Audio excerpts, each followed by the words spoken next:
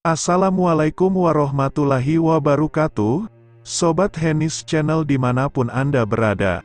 Semoga Sobat Henis Channel semua selalu diberi kesehatan, dipanjangkan umurnya, diampuni semua dosa-dosanya, dilimpahkan rizkinya, dan selamat dunia akhirat. Amin amin ya Allah ya Robbal Alamin. Kisah perjalanan Sunan Kalijaga dan karomahnya. Kisah perjalanan para alim ulama bisa menjadikan satu pembelajaran spiritual tersendiri. Pasalnya mengandung banyak nilai keislaman dan keimanan. Salah satunya yakni kisah karomah Sunan Kalijaga yang merupakan salah satu dari Wali Songo. Di Indonesia umumnya, khususnya di Pulau Jawa, para Wali Songo atau 9 wali merupakan orang-orang istimewa dan terpilih yang mensyiarkan ajaran Islam. Salah satu di antaranya adalah Sunan Kalijaga. Waliullah yang memiliki nama asli Raden Said ini sebelum menjadi seorang yang soleh sempat mengalami sebuah perjalanan hidup yang dapat menjadi pembelajaran bagi semua muslim. Berikut ini kisahnya. Sunan Kalijaga adalah sosok putra Adipati Tuban, sekarang Bupati, yang sudah mengenal ajaran Islam sejak kecil. Hidup tenang dan makmur di lingkaran penguasa tidak menjadikan sosoknya terlena.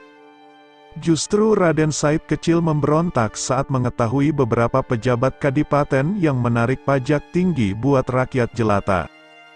Hal ini membuat beliau tergerak untuk membantu masyarakat dengan cara mengambil hasil pajak bumi yang berupa tanaman untuk dibagikan kepada rakyat secara diam-diam. Sunan Kalijaga melakukan aksinya itu setiap malam dan berhasil membuat rakyat yang menerima pun menjadi senang hati, walau tak mengetahui siapa sosok yang memberi. Suatu hari pihak Kadipati curiga karena bahan makanan berkurang drastis di gudang kerajaan, akhirnya melakukan pengintaian saat malam tiba. Betapa terkejutnya mereka saat mengetahui bahwa sosok Raden Saidlah yang mencurinya. Akhirnya ia dilaporkan kepada sang ayahanda dan menerima hukuman cambuk serta dikurung selama beberapa saat. Namun hal itu tak membuat Raden Said jera. Selepas dihukum, ia terus melancarkan aksi tersebut hingga pada akhirnya, seorang pihak kerajaan yang mengetahui tindakan dan tak suka dengan sosok Sunan Kalijaga kecil lantas membuat fitnah.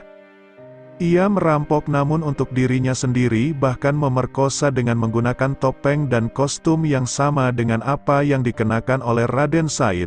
Ketika tindakan bejat itu dilaporkan oleh korban, ayahandanya yang mengira itu tindakan putranya pun marah besar hingga mengusir anaknya sendiri keluar dari kerajaan.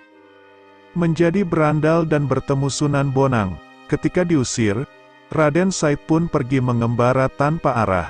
Namun ia tetap melakukan aksi bak Robin Hood di cerita rakyat negara barat.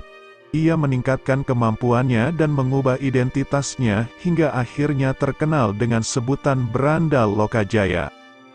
Suatu hari Berandal Lokajaya coba mencuri sebuah tongkat yang dikira terbuat dari emas milik seorang pria tua yang melintasi hutan tempatnya bernaung. Namun ternyata tongkat itu bukan terbuat dari emas. Raden Said yang merasa kasihan lantas memberikannya lagi kepada si pria tua itu. Akhirnya si pria tua bertanya kepada Berandal Lokajaya mengapa melakukan hal itu. Berandal Lokajaya pun menjawab untuk diberikan pada rakyat fakir miskin yang menderita. Sang orang tua lantas menimpali dengan menyebut, "Sungguh mulia hatimu. Namun cara yang kau lakukan keliru." Pria tua itu pun melanjutkan dengan bertanya, "Jika kau mencuci pakaianmu yang kotor dengan air kencing, apakah tindakanmu itu benar?" "Tentu sebuah perbuatan bodoh, hanya menambah kotor dan bau pakaian saja," jawab Berandal Lokajaya. Sang orang tua tersenyum kemudian berkata, "Begitupun dengan apa yang kau lakukan, kamu berbagi dengan cara mencuri. Allah Subhanahu wa Ta'ala itu adalah zat yang baik, hanya menerima amal dari barang yang baik atau halal." Raden Said yang mendengar hal itu lantas termenung. Ia merasa bahwa pria tua tersebut bukan sosok manusia sembarangan. Benar saja, lelaki parubaya itu merupakan sosok Sunan Bonang. Ia yang kagum lantas mengejar Sunan Bonang sampai tepian kali. menjaga tongkat selama 3 tahun hingga akhirnya menjadi wali. Raden Said memohon kepada sang pria tua untuk menjadikannya sebagai seorang murid. Mendengar hal itu, Sunan Bonang lantas memberikan Raden Said sebuah ujian, apabila benar-benar ingin menjadi muridnya. Beliau mengeluarkan dan menancapkan tongkat yang menjadi salah satu karomahnya itu di pinggir kali. Lantas memerintahkan Raden Said menjaga benda tersebut tetap tertancap sampai ia kembali. Sang berandal Lokajaya pun langsung melaksanakan syarat tersebut dan duduk di tepi kali dan tongkat tersebut. Sementara Sunan Bonang pergi meninggalkannya dengan melintasi sungai dengan berjalan di atas air tanpa sedikit pun terkena percikan air. Ini merupakan salah satu karomahnya. Sementara Raden Said meneruskan perintah Sunan Bonang untuk menjaga tongkat tersebut di pinggir kali.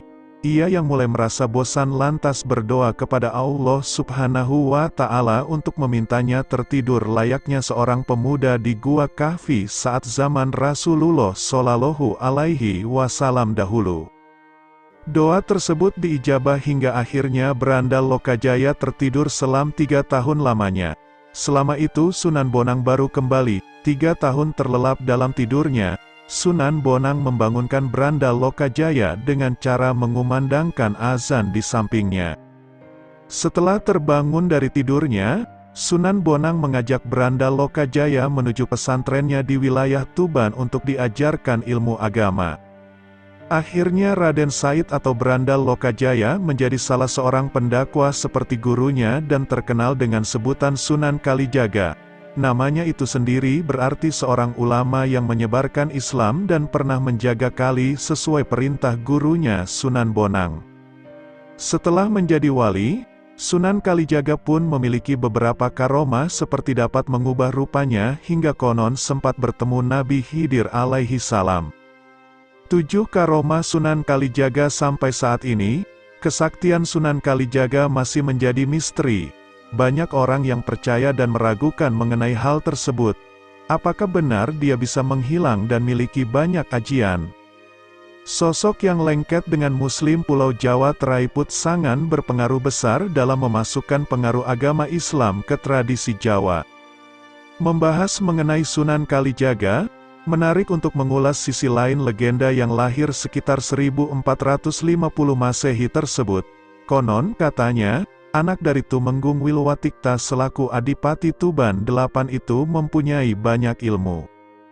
Salah satu kesaktian Sunan Kalijaga yaitu bisa menghilang hingga bertapa dalam waktu yang cukup lama. Mitos itu sangat lekat dengan para wali songo, tak terkecuali nama Sunan Kalijaga sebagai pewaris ilmu dari Sunan Bonang. Bahkan, kesaktian dari Sunan Kalijaga dan Syekh Siti Jenar disebut-sebut setara. Untuk mencari tahu kebenarannya, mari simak secara lengkap kesaktian Sunan Kalijaga di bawah ini. 1. Menghilang konon, Sunan Kalijaga mempunyai banyak ilmu atau ajian. Ajian yang dipunyai oleh Sunan Kalijaga yaitu ajian Waringin Sungsang. Bahkan, konon dia juga bisa menghilang. Namun, hal itu masih menjadi misteri hingga saat ini. 2. Berjalan di atas air. Masyarakat zaman dulu percaya bahwa salah satu kesaktian dari Sunan Kalijaga yaitu berjalan di atas air. Mitos ini pun terus berkembang di masyarakat Indonesia khususnya Pulau Jawa. Akan tetapi, belum ada literatur yang dapat mengungkap hal tersebut. 3. Salat Jumat di tempat berbeda. Sunan Kalijaga merupakan pendakwah yang menyisipkan budaya dan kesenian untuk mengajarkan agama Islam. Konon katanya, dia juga mempunyai kesaktian untuk melakukan salat Jumat di 2 tempat berbeda. Kedua tempat itu yaitu di Jawa dan Mekah, Arab Saudi.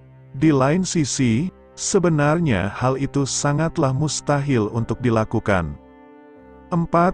Memiliki tubuh yang kuat. Ilmu yang dipunya oleh Sunan Kalijaga sangat bermanfaat untuk dapat melindungi diri dan orang lain.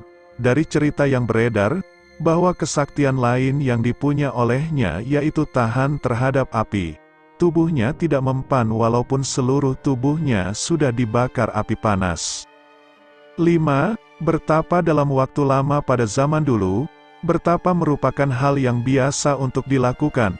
Nah, hal itu juga dilakukan Sunan Kalijaga dengan waktu yang cukup lama. Akan tetapi, dia tetap memperhatikan masyarakat setempat, salah satunya untuk mengajari bertani. 6. Mengubah tanah jadi emas. Ada beberapa karomah Sunan Kalijaga. Salah satu kesaktian Sunan Kalijaga yaitu mengubah tanah menjadi emas. Katanya, hal tersebut dia perlihatkan pada Ki Pandan Arang II yang menjalankan pemerintahannya dengan congkak. 7. Mengubah beras jadi pasir. Adapun karomah Sunan Kalijaga lainnya yaitu mengubah beras menjadi pasir. Hal tersebut dia buktikan lantaran merasa sangat sedih dengan rakyat di sebuah dusun yang miskin dan juga kelaparan. Sementara kepala dusun di situ hidup dengan mewah dari hasil jerih payah warganya. Bahkan, kepala dusun itu tidak memberikan seliter beras pun pada warganya yang meminta karena karung yang dimilikinya itu berisi pasir. Mendengar hal itu, yang membuat Sunan Kalijaga kemudian berdoa dan mengubah beras milik kepala dusun itu benar-benar berubah menjadi pasir. Wallahu a'lam bishawab. Demikian kisah singkat sejarah Sunan Kalijogo beserta karomahnya. Terima kasih sudah menyaksikan video-video dari Hennis Channel. Semoga dapat bermanfaat. Assalamualaikum warahmatullahi wabarakatuh.